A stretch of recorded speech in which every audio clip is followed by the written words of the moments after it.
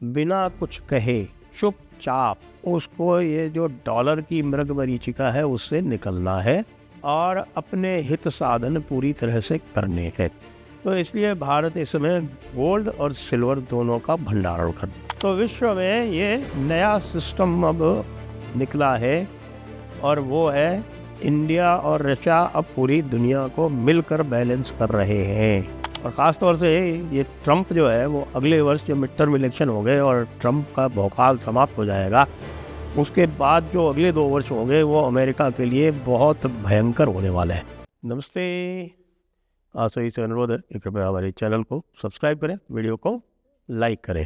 पूरे विश्व में गहमा गहमी है और अमेरिका की समझ में नहीं आ रहा है कि वो भारत के साथ क्या करे, क्योंकि एक तरफ तो भारत उसके साथ में पींगे बढ़ाता है। देखिए, अभी अभी क्वाड के जो 4 राजदूत हैं उन्होंने बीजिंग में मीटिंग की, यानी भारत, जापान, यूएस और ऑस्ट्रेलिया, ये 4 राजदूत जो चाइना में जो राजदूत हैं ये 4 राजदूतों ने मिलके मीटिंग की।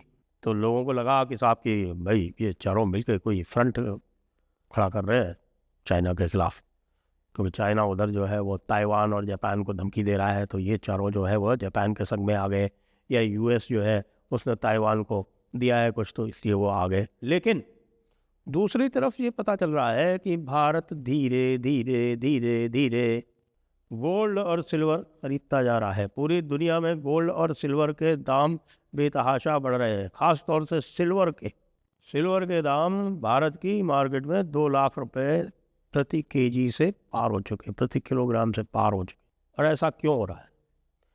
ऐसा इसलिए हो रहा है कि भारत ने ये निश्चय कर लिया है कि भाई बिना कुछ कहे चुपचाप उसको ये जो डॉलर की मृगमरीचिका है उससे निकलना है और अपने हित साधन पूरी तरह से करने हैं।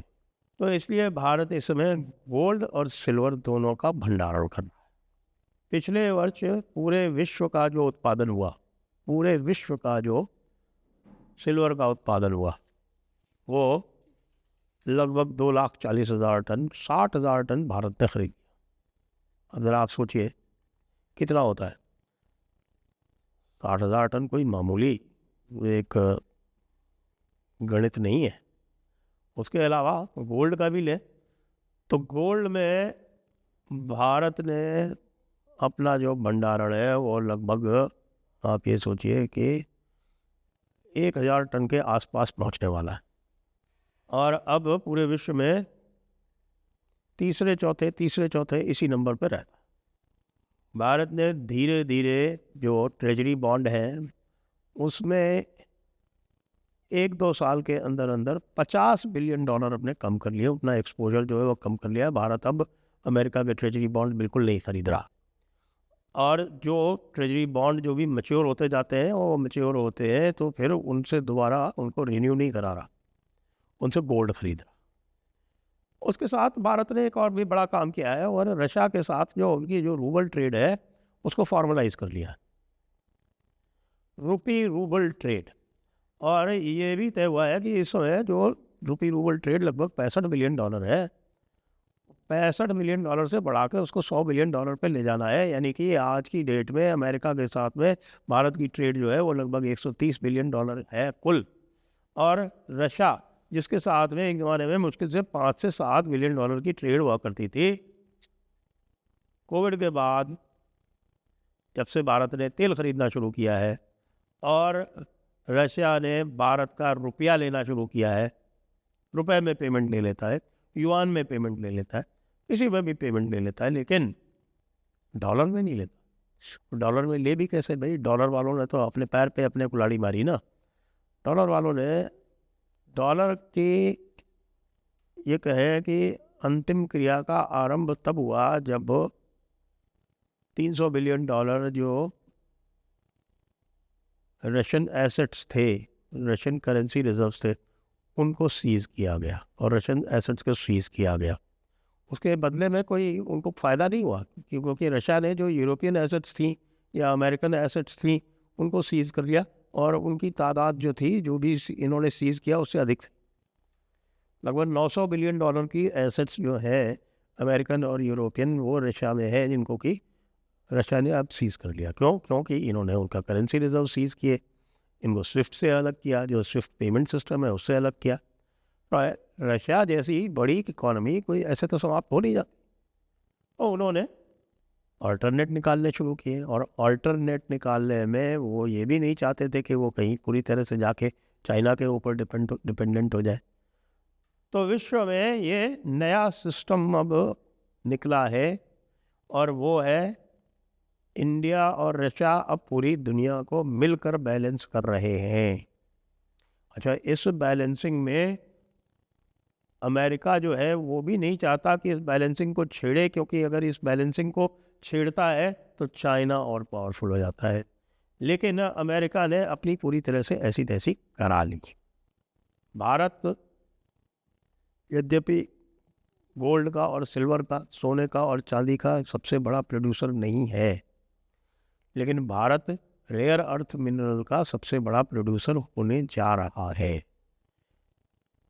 देखिए, रेयर अर्थ मिनरल भारत के पास कोई कमी नहीं है, भी बड़े बड़े भंडार निकल आए हैं। वो जो चाइना में सबसे बड़ा भंडार माना जाता है 53 मिलियन टन्स का, भारत में उससे बड़ा एक ही भंडार आ गया है। लेकिन भारत जो है वो प्रोसेसिंग नहीं कर रहा था, क्योंकि प्रोसेसिंग जो है वो थोड़ी कॉम्प्लिकेटेड भी है और उसमें पोल्यूशन भी बहुत इन्वॉल्व है। चाइना भी जो ये रेयर अर्थ मिनरल की प्रोसेसिंग करता है वो निर्जन इलाकों में करता है, जिससे कि पॉपुलेशन एट लार्ज को उसका जो पोल्यूटिंग इफेक्ट है वो ना झेलना पड़े।